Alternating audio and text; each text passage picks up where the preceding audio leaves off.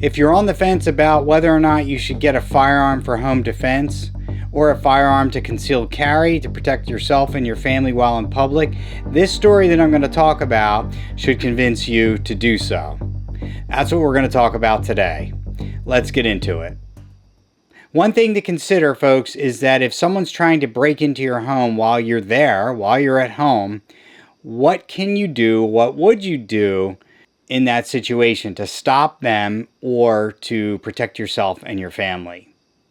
So if you don't have a firearm, you're going to need some way to protect yourself, right? So whether it's pepper spray, whether it's a fire extinguisher, whether it's a baseball bat, taser, there are many things you can use other than a firearm. But you're going to see in a minute, I'm going to show you a short video of a man trying to break into a home with a machete. The homeowner is home with his wife and a contractor. They happen to be looking out of the back window, discussing the job, I'm guessing, and they see the man and a dog enter the property from the backyard. He's holding a machete. A terrifying ordeal for the family who had just moved away from the city to feel safe. Luckily, no one was hurt.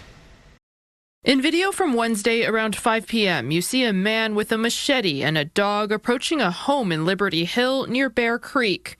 He appears to pass out. This is when homeowner Daryl Stevens was looking at the backyard with a contractor, and they noticed the man. At that moment, I obviously freaked out. I have 2 young children here in the house and just went into complete fight or flight mode. The man gets up, comes up the stairs, pulls on the door. Start running through the house. I lock every door as fast as possible, run upstairs. Luckily, I had a firearm here. So I grabbed my 9mm, unlocked it, ran down as fast as possible. The suspect climbed the fence and was on the upper deck. I came out here with my gun and he was standing right in front of this couch, the back couch with the machete. And that's when I came out like this. Told him he's got to leave or he's going to lose his life, And luckily, after I did that, he dropped the machete. On video, you can see the intruder climbing back down and a gun pointing at him as he walks away. I just had to protect my family, and that's what I did. And luckily, I didn't have to discharge my firearm. Stephen's wife had called 911 in the meantime, and deputies arrested 43-year-old Jerry Escamilla. He is charged with criminal trespassing and failure to identify. It's just not something you expect to happen in Liberty Hill. In the country, we're way out in the country. We're in the very back of this new, nice neighborhood, and you're just like, we moved out here, we moved further out of the city to feel safe. In Texas, a homeowner has the right to use deadly force to defend themselves under the Stand Your Ground law. If someone is trying to unlawfully enter and is being forceful, you have a right to use deadly force to protect your home, your car, and your place of employment in those situations. And you don't have to retreat. You have a right to defend yourself. Stevens and his family still shaken up and plan to up security. We feel violated. As a family, we feel like our sense of safety and our safe place, which is our house, has been taken from us. And yeah, I almost get a little emotional even saying that. It's not fair. So the moral of the story is, you have to have some way to protect yourself and your family. Now, this man says he gets a little emotional talking about it. He's got 2 kids, a wife, and he said they moved out of the city, away from the city, to be in the country because they felt it was safer than being in the city. So then this happens to them. So something to think about, folks. What are you going to do? I tell people that even if you don't have a firearm at home, you need some other way to protect yourself. Now, Texas has a stand your ground law, meaning you do not have to retreat. I'm guessing out in public as well as in your home. Now, New Jersey, where I'm from, we do not have a stand your ground law. However, in your home, you do not have to retreat. But that being said, there are stipulations to that, right? So you can't just shoot somebody for breaking into your house in New Jersey. They have to be a threat to you.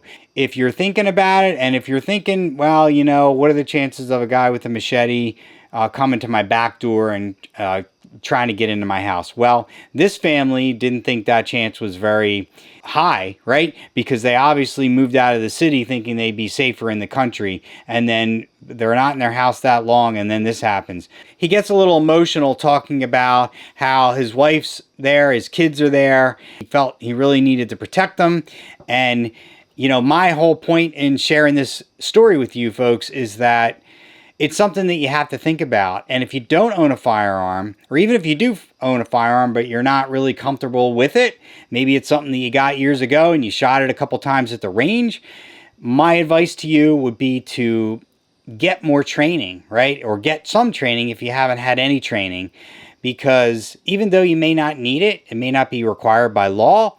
If you're faced with a situation like this, and I tell folks when I talk about situational awareness and how to prepare yourself, how to, you know, be confident in your ability to survive an attack or a situation where your life's in danger or threatened, is to imagine these different scenarios, right? Think about what you would do if you're standing in line at Home Depot and the people behind you started fighting, or a guy came in the exit, right, where you're about to go out after you buy your stuff with a gun, right? What would you do? Where would you go? Is there cover? Is there concealment? What would you do? Go through these scenarios in your head. And one of the things that you need to do also is go through these scenarios about being at home. So this situation worked out for everybody, right? No one was hurt. The homeowners were safe. Even the intruder didn't get hurt. He got arrested, rightfully so, but he didn't get hurt. He didn't get shot. He could have got shot. Sounds like Texas has a stay in your ground law. He could have been shot, but he wasn't, right? Because the homeowner had enough responsibility and sense to say, you know what? He's a threat, but he hasn't come into the house. He's on the deck, and I'm going to show him the gun, and you know, everybody knows what a gun can do, right? He had enough sense or wherewithal to say, I have a gun. I'm prepared to defend myself, my family. So leave, or you're going to suffer the consequences. And it worked in this case. So win-win for everybody, right? Not so much for the bad guy because he's going to jail, and he should. So although this was a very positive, good ending for the homeowner, I don't know if he's got an alarm. So think about if this guy did this in the middle of the night, right, when they're all sleeping. So if he doesn't have an alarm, if he doesn't have dogs, so I have an alarm, I have dogs. So chances are somebody breaks into my house or tries to, my alarm's going to go off and my dogs are going to go crazy. So chances are I'm going to know somebody's trying to get in before they get in. But if you don't have an alarm, if you don't have pets that are going to be aware of that, you may not know. So if this guy with the machete is walking down your hallway to your bedrooms when you realize someone's in the house, how would you react? Now, he said unlock his gun. That brings up another question.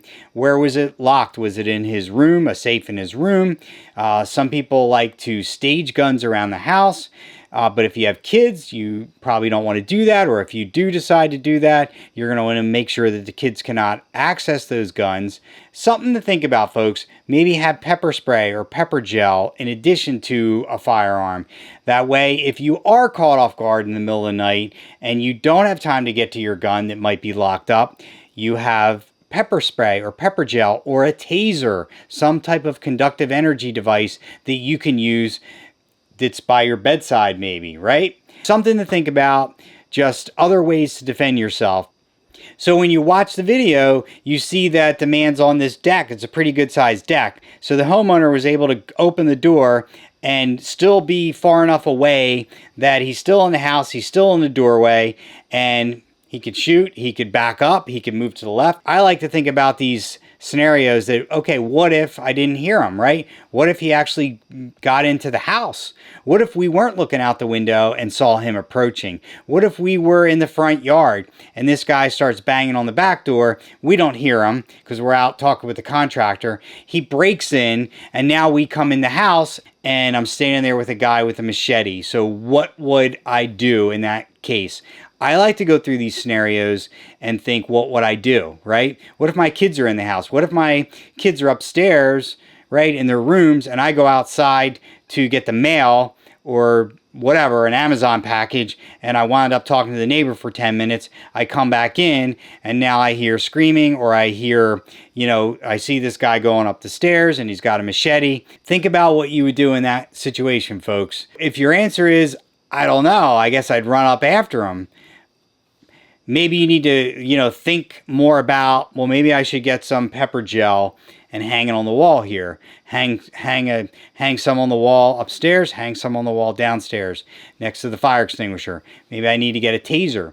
You know, instead of staging guns around the house, if you have small kids, maybe you can stage a couple of tasers. So other than physical combat, I have other things around the house that I can use to defend myself. Folks, it's always good to look at these situations and scenarios and think, what would I do? It's going to depend on your situation, right? I know for me, if I have kids in the house and there's an intruder, I'm not leaving. I'm not leaving the house. And I think most people that have kids or family are not going to leave, right? In that situation, I come back in the house, he's in there, I'm not going to leave. My kids are in there, I'm going to protect them. I'm going to do what I need to do. Just something to think about, folks.